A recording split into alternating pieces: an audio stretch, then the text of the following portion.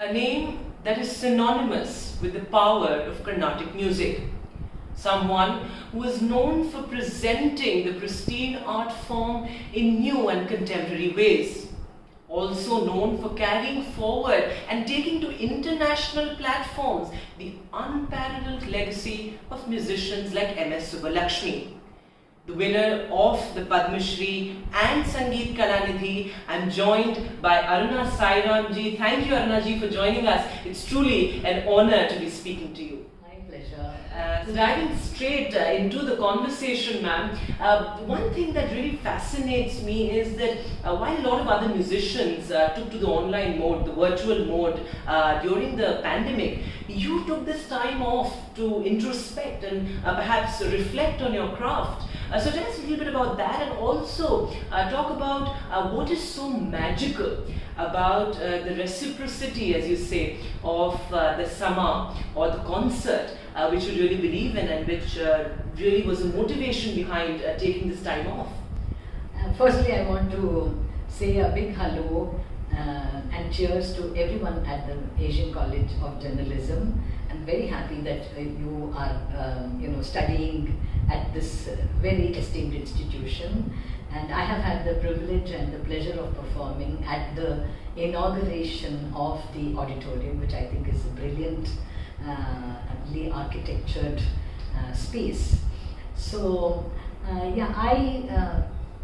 it's not that I have not done any virtual performances during these 2 years.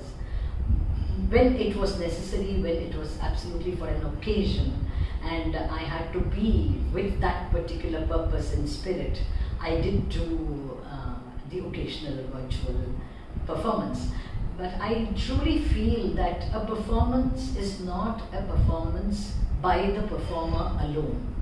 The audience, the rasika, is as much a part of the performance as the artist.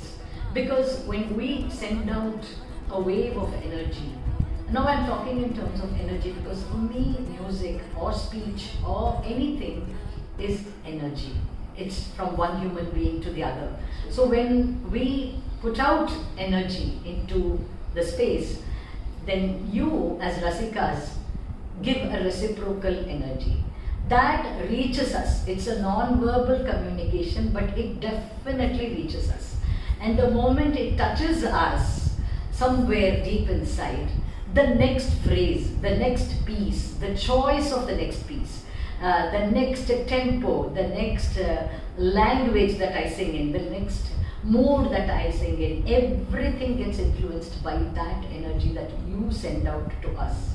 So it is so much a co-production between the artist and the audience. It is not a unilateral production at all. So I feel that that is pristine, it is pure, and that has to be upheld. Not to denounce the virtual world at all. The virtual world can be supplementary, but the real interaction has to be the primary way in which music is transmitted. Absolutely agreed. Is in fact the ecstasy, as you were mentioning, of the concert that is truly the womb of all energy that captures the audience in the concert.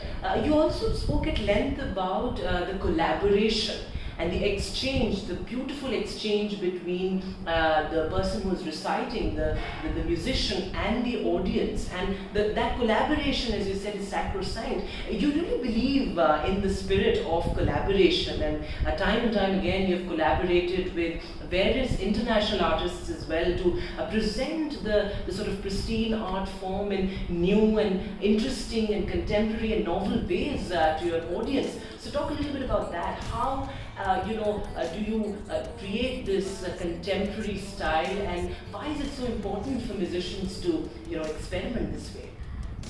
I think as the world is evolving, as in the past decades, so many things have happened. For example, 70 years ago, the maestros had no microphone.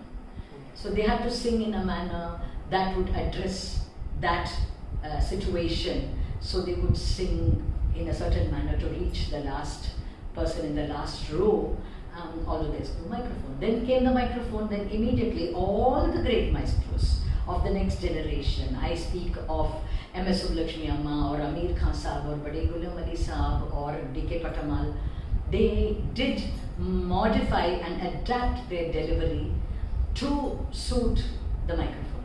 So they were all extremely intelligent. They did not denounce the technological improvement or evolution, but they worked along with it. So likewise, every generation has to work along with the world, the universe, as it is moving forward. So in that spirit, I feel today the world has literally shrunk into the palm of a hand. And then if you talk about, like I will not collaborate or this is not to be done or that's really not it. So I really believe in collaborating with many artists, which I have done in my journey in so many years. And I think it brings out something different from me every time I meet a new artist, a new culture, a new music. And it only improves me in my next traditional performance. When I go back to my basics, something different happens. Even when, and I don't do anything other than what I am good at, even when I collaborate. It's just that it's placed by the side of the other artist, and therefore it shines in a different way than it usually does, but it's the same thing. Absolutely beautiful. Also, you spoke at length about evolution, and evolution being the key of any art form, but music in particular. So now, as we can see, Carnatic music is also being used to talk about so many things, but also things political. It's being leveraged to, make political statements and talk about a veritable revolution that is in the offing. So, what do you think about that? Do you think music is beyond the politics of it, or music and say the politics of it need to sort of interact for serving the larger purpose of music itself? What do you think about that? Do you think art is sacrosanct and it's something that shouldn't be leveraged for politics, or is it the other way around? About that? Music is a soul speak. It comes from the depths of the human being. Whether you like it or not, it has a transformative power. Let us look at the example of Sant Gyaneshwari. When he started to write the Bhagavad Gita in the Marathi language so that the people could understand, he wrote it. It's called the Gyaneshwari. What was his mission or his aim was, let this knowledge be available to the ordinary folks. Now, if you want to call it politics, you can call it politics, but I don't think you can really use the word politics for it. It was empathy, it was compassion, it was a sense of, universal love that prompted him to do that. He was not trying to stir up something among people so that they could politically be active and do something against the establishment. That wasn't the idea. But what did he do? Ultimately, there was a transformation. So, then what's in a name? You call it politics, I don't agree with it. But you call it love for fellow human beings, I agree with it. You call it compassion, I agree with it. So anything that you do, when it is prompted by love and pure love, it is supremely transformative. No other force can match that. Right. Okay, so for me, it's important what is your motivation to do something. Right. The source, that is important. And with music, you don't have to say anything. You don't have to shout from the rooftops.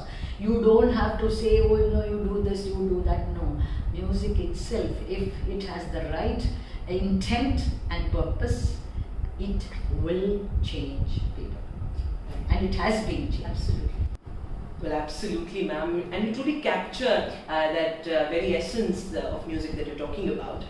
So before we wrap up, would you like to sing something for us? I know it was not planned at all, but our listeners would really like for you to sing. So please, if you could, any small piece that comes to mind, particularly of your lovely Tillanas that we've all grown up listening to. So please, ma'am, if you could honor us.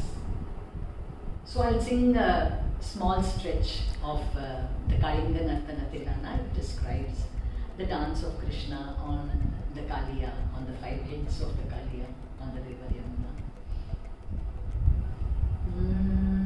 Tam tim taranatam, dinatagina tam tim taranatam, dinatagina tam tim taranatam, dinatagina tam tim taranatam, tam tim taranatam,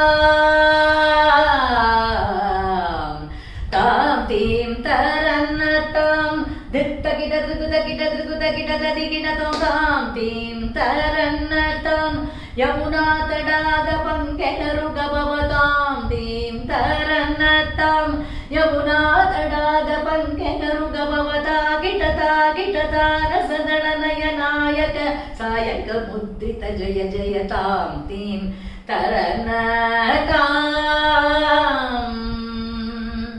tamitatajjam tagadajjam tagadigadajjam tam tamitatajjam tagadajjam tagadigadajjam tam tamitatajjam tagadajjam tagadigadajjam tam neela manogara jara vibhushana nirata jalandhara bhujangadartana neeraja tadaga adhika mridula pada nikata tarango tunga tadanga nirtaka tam takadai takadadividya tatagata kitataga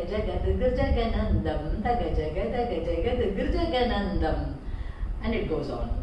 Absolutely, no, I don't think I'm really at a short of words. Your resounding voice truly overwhelms the listener and also captures the message of love, peace, humanity, and everything else that your music stands for. Thank you so much for talking to us. It was an absolute honor. Well, that was all for today's Rendezvous, ACJ TV's special interview series. We hope to catch you at the same time, hopefully soon, with some other special guest. This is Vedant for ACJ TV.